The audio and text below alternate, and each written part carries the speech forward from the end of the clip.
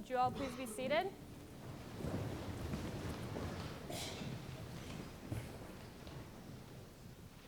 I want you all to think of something very simple. You don't have to close your eyes or anything, but I want you to think about a chair. Nothing special, just a regular old chair. What do you think about when you think of a chair? Probably sitting. Up until last year, I would have said the exact same thing, but it's not so simple. Allow me to elaborate. Last year, I had to do an interview. Before my interview, I was sitting alone, waiting for time to pass, probably looking rather distressed and anxious. As I was sitting alone, preparing myself, but mostly just freaking out, someone came up to me and sat down. We had chatted before, but he wasn't exactly the person I expected to come up to me in a time of distress. He asked me what I was doing, so I told him I was preparing for my interview. I explained how nervous I was because I'm not exactly good at interviews. Okay, he said, pulling up a chair in front of me, looking me square in the eyes as I laughed nervously, unsure what to think. And then he started to interview me. If you were a piece of furniture, what would you be? Frazzled.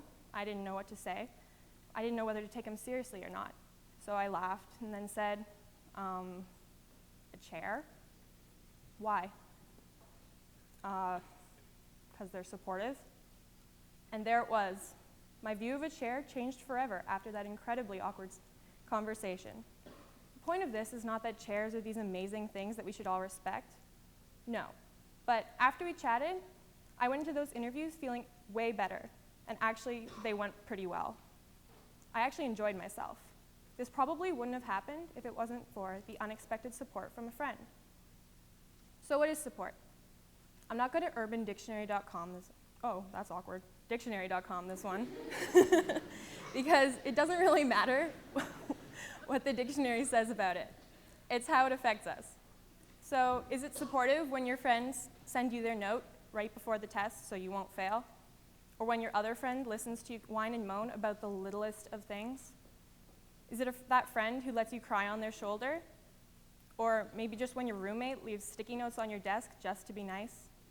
Maybe it's when someone goes out of their way and to always ask you how you're feeling. Or maybe it's just when someone will keep you company when you're lonely. Basically, it's when someone goes out of their way to help you be, act, feel, or do better. If they want what's best for you, they support you. Have you ever just wanted to sit down and complain? Just get it all off your chest and have someone listen to you without thinking, wow, she's crazy. We all have those people in our lives that we can turn to, and it's important that we do. Someone who you can trust to listen and just let you talk supports you. And it's important, it is important, but take the peer counselors, for instance. Never before have I been a part of a group of people who listen so well and care so much about each other. They're like those nets right before the end of a ski lift, so if you, for some reason, decide to jump off early, they're there to catch you. Only difference is I like supporting them and being supported by them, while falling off a ski lift is much less appealing. One fine example of supportive people would be my parents. I think they always kind of expected me to go into business or writing or something like that after high school. So imagine their surprise when I came to the conclusion that I wanted to study art. Probably a little panicked. Flash forward to their daughter drawing caricatures in Wonderland. Not the ideal situation they had planned for me. And for a while, they were really unsure. But soon they realized how miserable I'd be doing anything else. And we did a little research and realized that studying art doesn't mean becoming a starving artist. They back me up 100% in whatever my future holds, and without them, I probably would have got nothing done.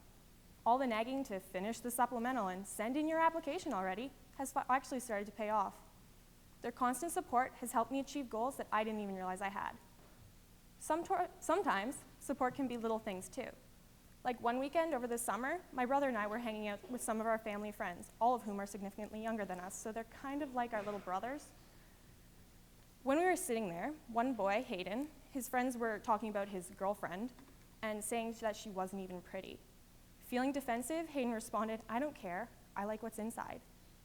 His friends began to laugh at him, but stopped when my brother turned to him and said, "That's cool, buddy. Props." Needless to say, the other boys stopped poking fun.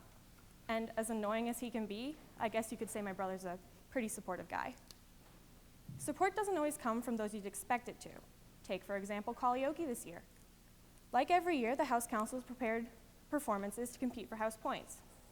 The Bailey girls practiced our choreographed rendition of the finale from Pitch Perfect for days prior to the event. When it came down to it, the Pools boys won for their performance of If I Were a Boy, kilts and all, and we were disappointed to say the least, especially after Madison's beautiful portrayal of that Amy.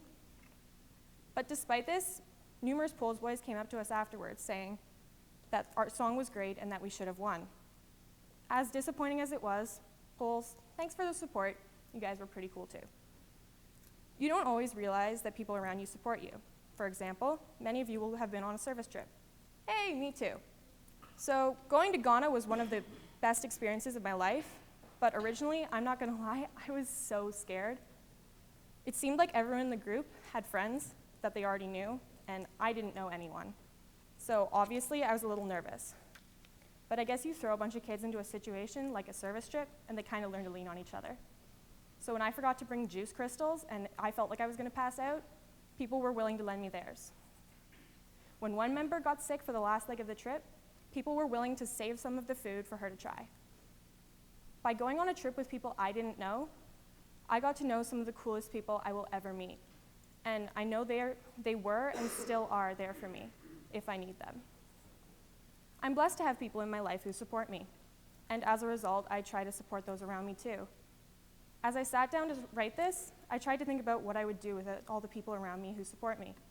What would I do when upper school chapel gets rowdy, I get impatient, and I didn't have someone there to tell me what doesn't kill you makes you a chapel warden?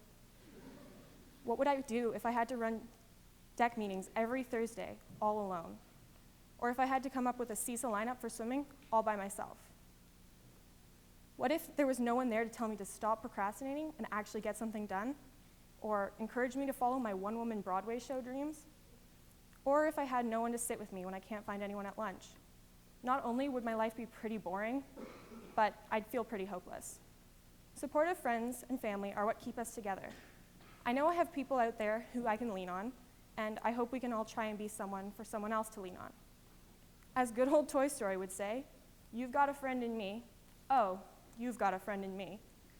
You've got troubles, I've got them too. There isn't anything I wouldn't do for you. We stick together and we can see it through, because you've got a friend in me. Please stand and sing hymn 118, Draw the Circle Wide.